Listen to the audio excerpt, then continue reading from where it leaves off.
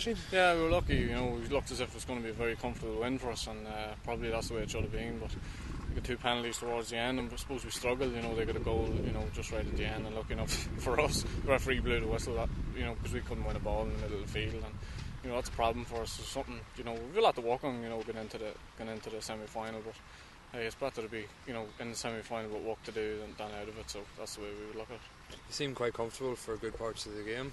Yeah, I thought we played rightly. We won a lot of breaking ball, we won a lot of dirty ball, and the ball into the full forward line was good. We probably made the most of it. We got a lot of scores, and probably I think we ended up with 112 or 113. That should be enough to win games. On nights like this. So it's a different sort of team. I suppose you're looking around there, a lot of younger, smaller fellas around you.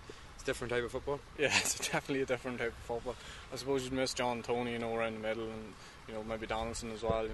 Do a bit of hitting and different things like that. But we have to move at the times, and we're picking from a good panel. We've got good players, good footballers. They're all fine footballers, and we just need to get that killer instinct into them. And hopefully we can do that before the semi-final.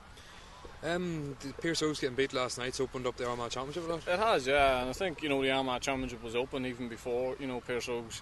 I didn't see the match last night, but I believe Greenmore were a better team and they won the night, and I suppose that says a lot for Greenmore, and they've been knocking on the door really this past couple of years, so nobody wanted to draw them either, so it's I think the draw's on Wednesday night, so we're looking forward to that, and whoever we get and we prepare as always.